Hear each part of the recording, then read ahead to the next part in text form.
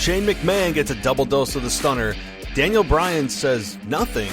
And Randy Orton moves front and center as Kofi's next opponent. Your Smackdown Live review starts right now.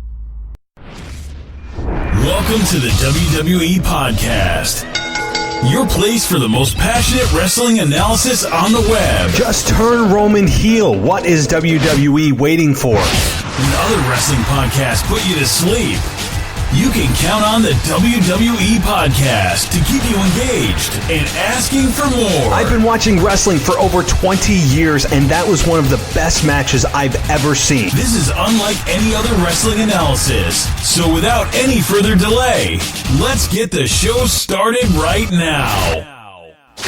Welcome to the WWE Podcast on this Smackdown Live review show that, as I'm recording it, it is Wednesday, July 17th, 2019, the heart of summer. Hot as hell here up in New York. And hopefully it is nice where you are. And thank you for joining me. And we are going to break down SmackDown Live piece by piece and grind it down into a fine powder. But before I do that, I want to, of course, welcome you to the show and all of the new listeners as well. This is a show that's by a fan for fans, and I really do believe that. I don't think it's just a tagline. It is for fans by a fan, not by a WWE employee. Despite what my name of the show says, this is a completely independent show and no agenda. This is not state-run radio. This is completely independent of that. So just want to get that out there. I've had a lot of questions on that lately. So, but again, guys, thank you for joining me. And if you can't get enough of this show, well, tomorrow you're also in luck because I am going to be doing a show with my co-host Ashley, and we're going to be discussing everything that has gone on this week in WWE, including Extreme Rules, Raw, SmackDown, Bray Wyatt's return, Kevin Owens getting stunner happy. All of it is going to be discussed with Ashley, and I'm looking forward to it. We typically have much longer shows for the Thursday shows, so if you like long-form audio, boy, you guys are in for a treat because Thursdays are typically the longer shows with all my co-hosts. All of them, I just have great chemistry with and talk wrestling for hours, and literally, we do talk for hours. So you'll enjoy it if you like such things. And speaking of things that you'll like, check out the website at wwepodcast.com. All this content is there. And some opinion pieces that are on there that I think are very well written and well thought out and are done several times per week. So I highly recommend that you check that out as well. And also, if you don't like the ads on the show and you want an ad-free experience, no problem. You go to patreon.com/WWE podcast, and for $1 you can get all of my shows, every one of them, commercial and ad-free. Yeah, so, and it's just one easy payment of $1 a month. That's right, an easy payment. My wife has me watching QVC too much. They always have the easy payment schedule, right? For, I don't know, they're doing Christmas in July right now, and they're, selling Christmas trees and stockings and ornaments, all this stuff. And they always have the easy payment option. As if that the word easy is supposed to alleviate the pain of your price. So if they labeled it something else, is there such thing as a hard payment? I think all payments are hard. So if they're just supposed to give us an easy payment, what makes it easier? I mean, really?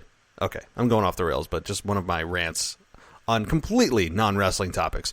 Okay, let's get into SmackDown Live, which, again, just like Raw, I thought was a very solid show.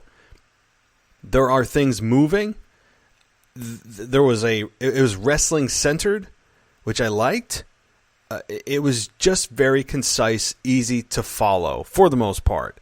We got a lot of character development, and particularly Liv Morgan, who, after her loss to Charlotte, went up to Corey Graves and ripped the headset off of him and said that Charlotte's right, and that she's coming back real.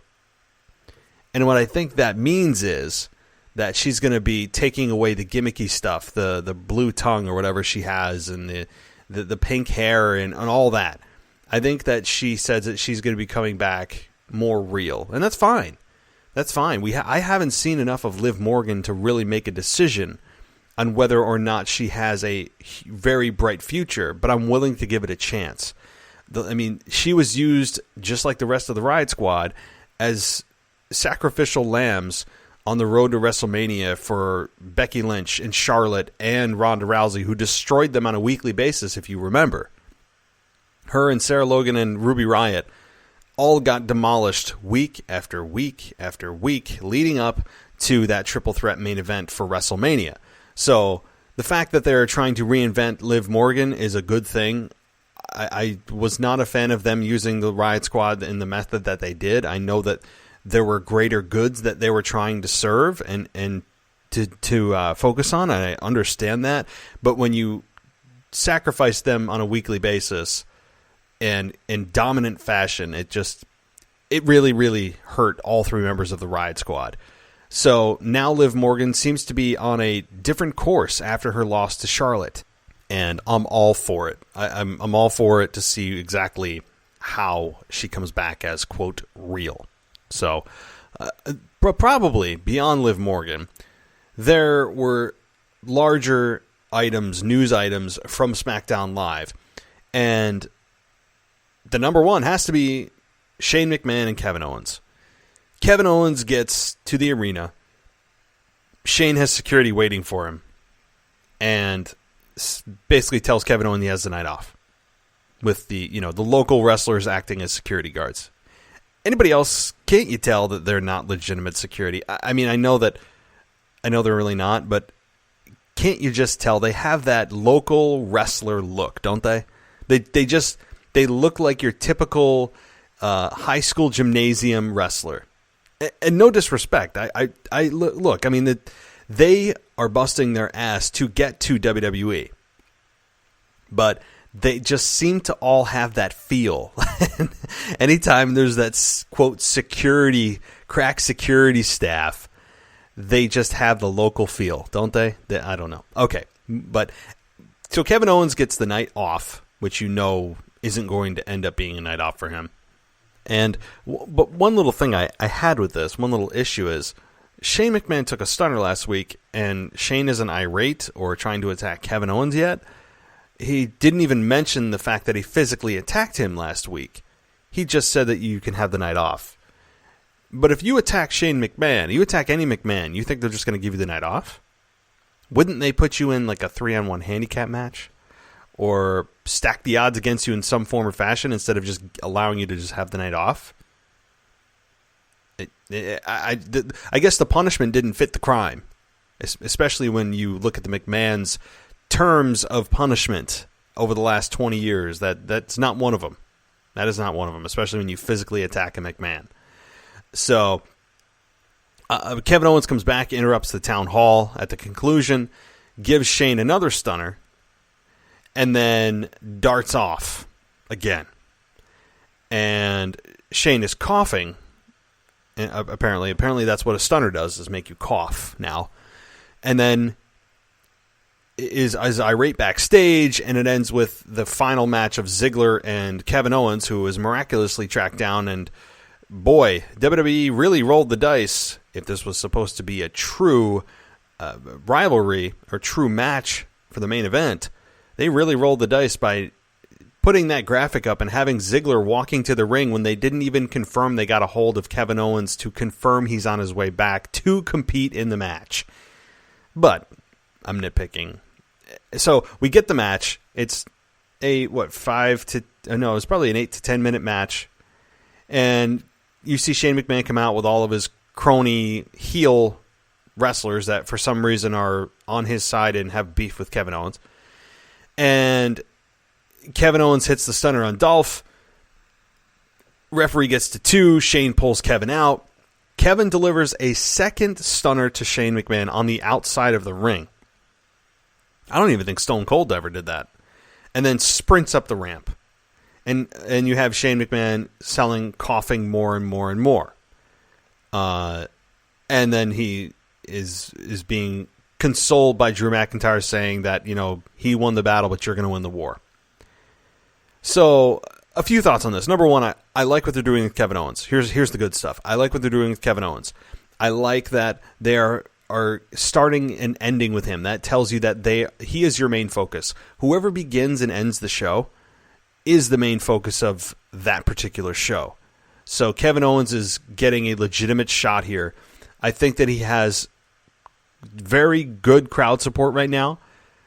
I don't think it's overwhelmingly positive in terms of getting that big, massive pop. But when Kevin Owens has been a heel for so long and misbooked for so long, it's a bit jarring for him to come out and then last week and say that all these things about Shane, which really was kind of unprovoked, and would have liked a little more of a backstory or build up to that point. And the fact that Kevin Owens has pretended to be a babyface only to basically spit in the face of the fans to say, "Ha, gotcha, I'm still the bad guy." So it's going to take a little bit of time, but using the stunner certainly helps. Certainly helps. And he's a very relatable guy, organically funny, and has a connection with the fans, and has, I believe, earned the respect of WWE main roster fans at this point. So that's the good. I like this rivalry with Shane and Kevin Owens, which I think we all believe it's going to end in a match at SummerSlam. I don't know what the stipulations will be or what will be on the line. We will find that out in the coming weeks, but I absolutely believe that's where they're headed, is a one-on-one match at SummerSlam, and that's fine. That's fine. I'm whatever. I've kind of just accepted the fact that Shane McMahon is apparently on equal footing as every other star on the roster that is a world-class athlete. I've just kind of succumbed to that grim reality that WWE is not going to sway from, that we're just supposed to believe that he is on equal footing. So that's the good. I like the aggressiveness in Kevin. All good stuff. A little bit what I'm not a fan of, and again, this is minor stuff. Overall, I'm enjoying the angle. Kevin Owens needs to learn how to do the stunner. I mean, just point blank. He's got it better than Cena, but he doesn't have it smooth yet. And maybe that's a little unfair because Stone Cold Steve Austin, who made the stunner famous, or the Ace Crusher, for those of you that actually want to know the original name, was done so well by Stone Cold that it when you have that comparison to Kevin Owens' version, it's a little bit unfair to Kevin because Stone Cold was just so good at it and you saw him do it so many times. Kevin has the kick, but sometimes he has a problem getting the head of the individual to grasp that nice smooth transition from the kick to grabbing the head to the butt bump, if you will. Basically sitting your ass on the canvas and driving the opponent's jaw into your shoulder. That's what you're supposed to be doing.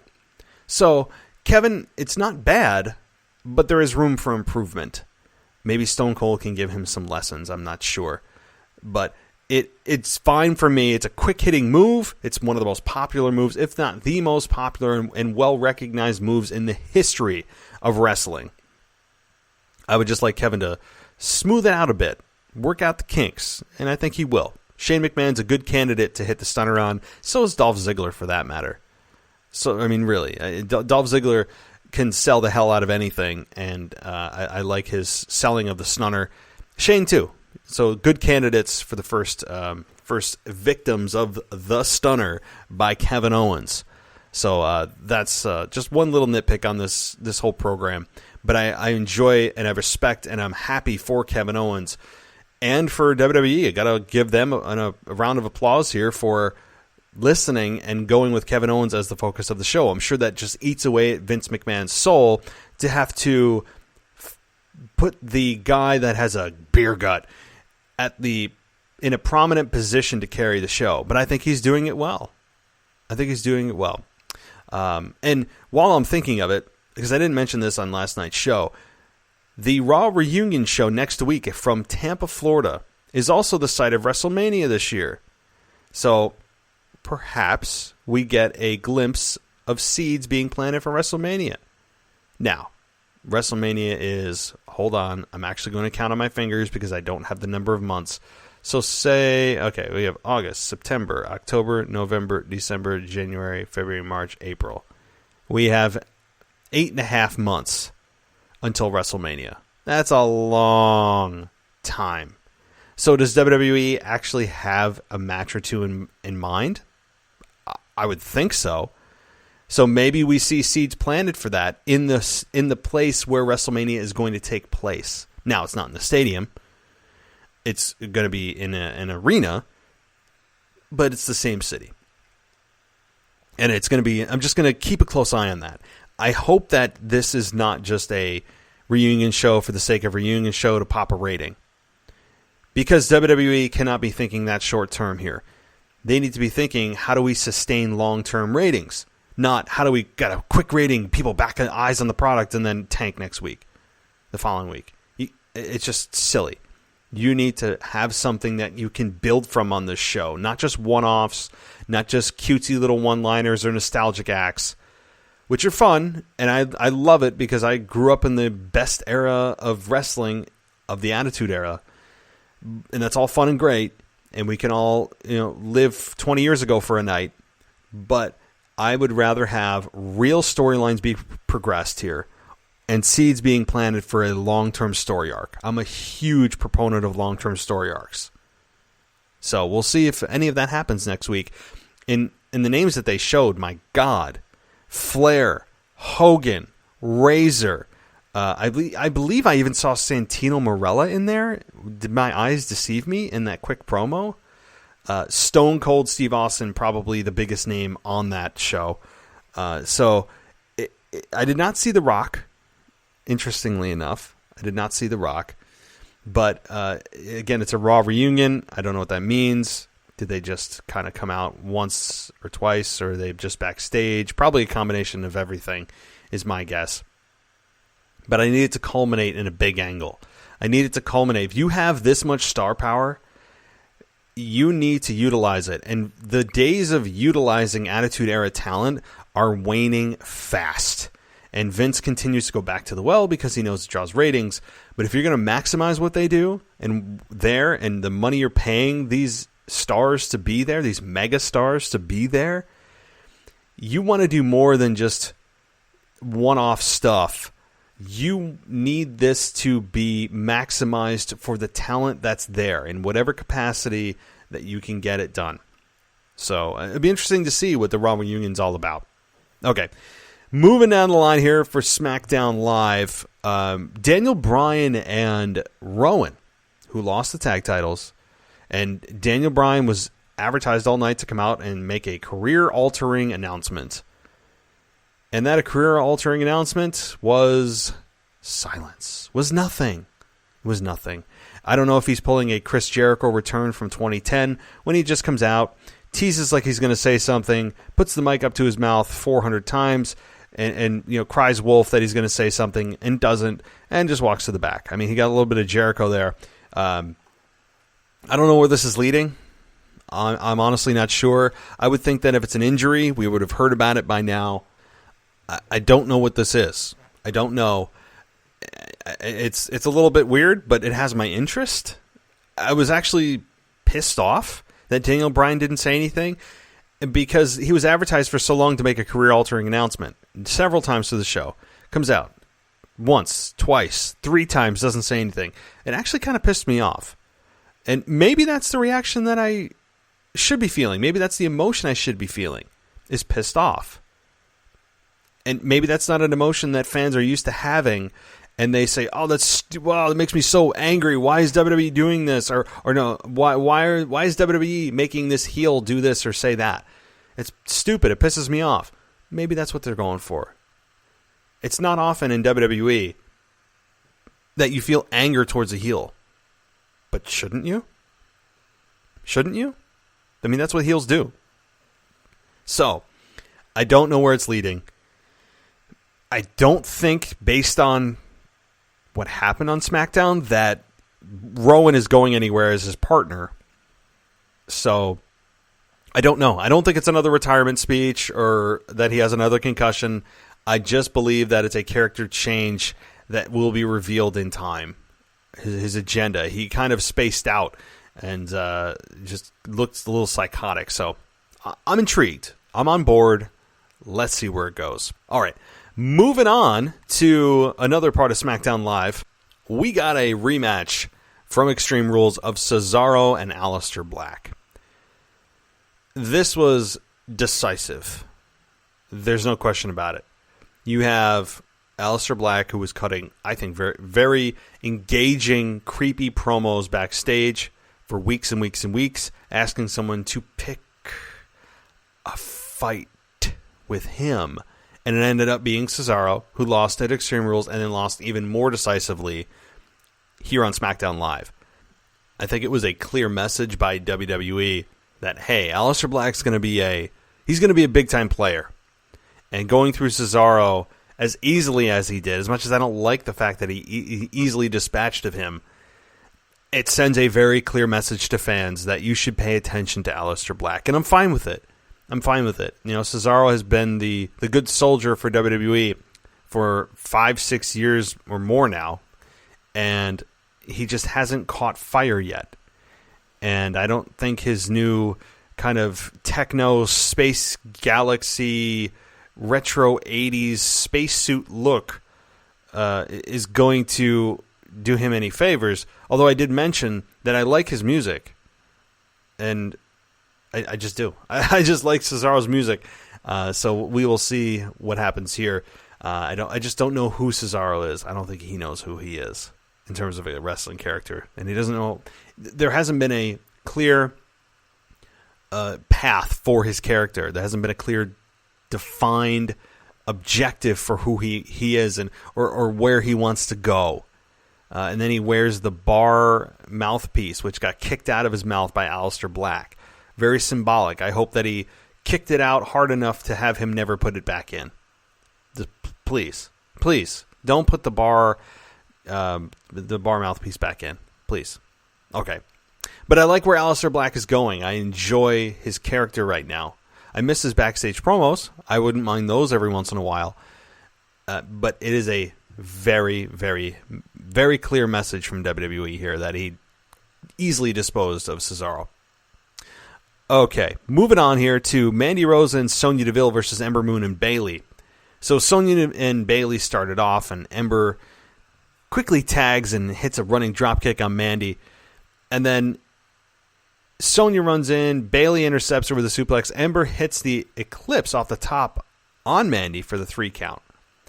So it's the Eclipse, which is basically a version of the Stunner, which was just kind of the move of the night. And Ember Moon wins, and Bayley and Ember have a post-match discussion with an interview. And Bayley was asked, "Who is your next challenger?" And Bayley kind of awkwardly, in a weird, not likable way, kind of stared in the direction of Ember Moon. And Ember Moon said, "Hell yes." And so Bayley and Ember Moon are now opponents for SummerSlam, which is, I'm okay with it.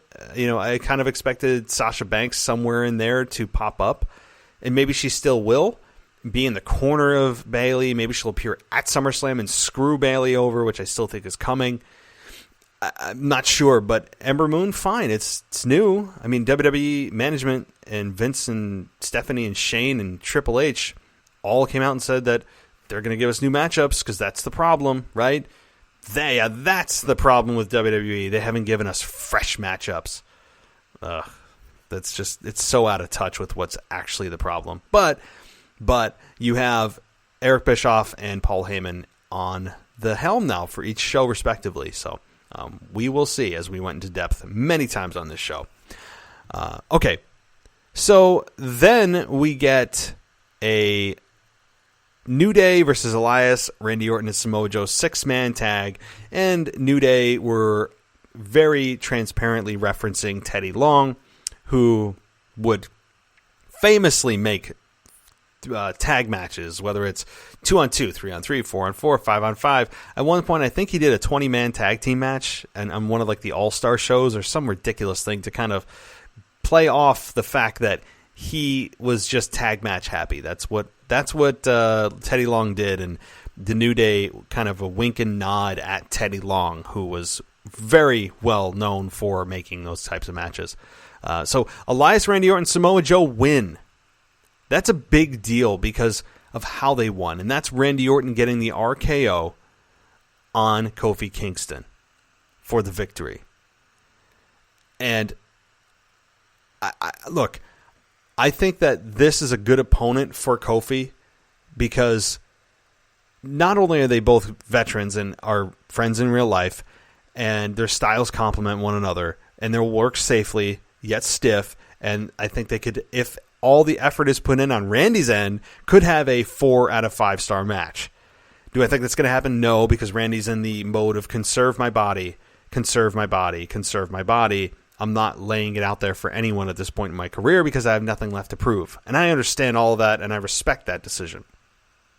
So, could they put out a barn burner? Yeah, they could. But again, I think Randy Orton is the hindrance on that happening. Nonetheless, I still think that this is a good matchup for Kofi, which I think he will continue to roll through Randy. I just don't see Randy, and I know that I'm making predictions like 3 weeks early, but I just don't see Randy Orton as champion at this point in his career. It just doesn't make a whole lot of sense. I mean, you built Kofi up and built Kofi up and built Kofi up to finally win the match or at WrestleMania, win the championship. He does, and then you're going to put it on Randy Orton, who is kind of symbolic of the old generation. He's a legacy star, and he's just the guy that never really reached his full potential, I believe. He really never. I don't think he ever really did because I don't think he was motivated enough to do it and thought long term. Hey, I'm not going to put my body through hell for 4 years when I can have a 8-year career. I'm making up numbers. That would be just as lucrative and not have to kill myself with injuries and be off the road and go through surgeries and all that stuff. So I understand why Randy Orton is the way he is with his style in the ring. But I just, as good as these two are in the ring, and they're real friends in real life, I just have a hard time believing that this could be a 5-star classic. I mean, I hope I'm proven wrong. I hope I'm wrong. But this is a good opponent for Kofi Kingston. Kofi Kingston sells the hell out of the RKO. And so I love it all the way around. I really do. And it's not just because it's a fresh matchup. We've seen these two go to war many a time. Okay. So, but I liked it. RKO was hit out of nowhere. Listen, here's the thing with the RKO. Randy Orton, I think, relies a little too heavily on it in terms of his promos. It always ends with the most dangerous letters in the WWE, and we all know what he's gonna say. It's just he ends his promo like that every single time. And the thing is, though, with Randy, he could be the biggest heel in the company, but when he hits the RKO, people still pop because it's such a cool move. It's always out of nowhere, and it's just is a money move. Very rarely do guys kick out of it, which is a big deal nowadays, that you don't have guys kicking out of finishes. And Randy Orton's finish, for the most part, has been protected. So the RKO is truly devastating. Like, when you think of the RKO, you put it in high regard because oftentimes it just takes one. Just one. And he has said that over and over and has proven that over and over. So I like that that's a protected finish. So if Kofi kicks out at SummerSlam, it's going to feel special. See? It's amazing how just simple things like that can make a difference. Okay. Moving on to the Iconics versus Kairi Sane and Asuka, the Kabuki Warriors. This is not one of my highlights of the show. And I'm not going to trash this segment because I think all 4 women are talented, and I like them individually. I like the Iconics as the women's SmackDown just the women's tag team champions. I like them. I like their obnoxiousness. They go well together. I like their promos. Are they super, super good in the ring and talented in the ring? I mean, they're definitely good enough to be there, but that's not where their money is. Their money lies in their personalities, their obnoxious personalities, And we haven't got to see that a whole lot as of late from the Iconics. I need the obnoxious previews or interviews. I need the obnoxious ringside banter. And we just aren't getting that from the Iconics as of late, of course. And I think that's what is missing from their character right now. I like them as champions. I hope that they continue to stay champions. There needs to be more focus on the women's tag team belts. There just needs to be at this point. But Kairi Sane and Asuka, outside of them both being Asian and kind of looking alike, why are they together? And what the hell is Paige doing there? That was never explained. Why does Paige have a vested interest in these two? Why does she care? We never got that explained to us as fans. I don't understand why Paige is there. And Kairi and Asuka, I mean, just because they're both Japanese, right? I don't know. I don't know. But let's move on to the match. Again, it wasn't a super long match, and Peyton and Billy stayed at ringside after they got knocked to the outside to the referee's 10 count. So Asuka and Kairi win, but the titles, because the titles were on the line, the titles remain around the waists of the Iconics. Now, understand the count-out finish. Understand that you don't do a title change on SmackDown unless it's for a big reason, and you're doing it to maybe a shock value. You wouldn't do a shock value with women's tag team belts. They're just not that hot right now. But what I don't understand is both women were standing there watching the Iconics get counted out. And if you get to WWE, you know the rules pretty damn well. If you're in a title match and your opponent gets disqualified or counted out, you win the match, but the title doesn't change hands. So if that's the case, and you guys have been waiting to get this chance, and you're supposed to understand the rules and regs of being in the industry that you're in, wouldn't you know that that's their ploy by, maybe a count of 6 or 7, you'd probably think that? And all you had to do in order to prevent that from happening was just roll to the outside of the ring. That's it. You know why? Because that restarts the count. And you could grab both of them and throw them back into the ring. I know, super complicated, but it made them look like idiots.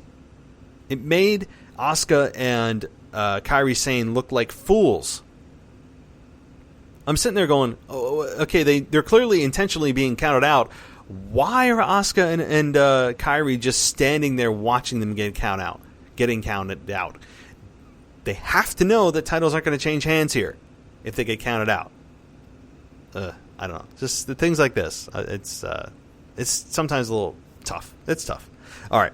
Apollo Crews versus Andrade, by the way.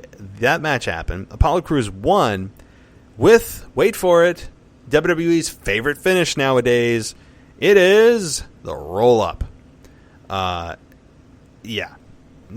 So Crews needed a roll-up to beat Andrade. Amazing. The guy that is 3 times the muscle mass of Andrade needed the roll-up to beat him. All right, I'm not going to rant. I'm just going to keep going. But it was billed as Crews stealing the win from Andrade. How? How is that stealing the win from Andrade? I mean, Apollo hasn't exactly been featured prominently as of late.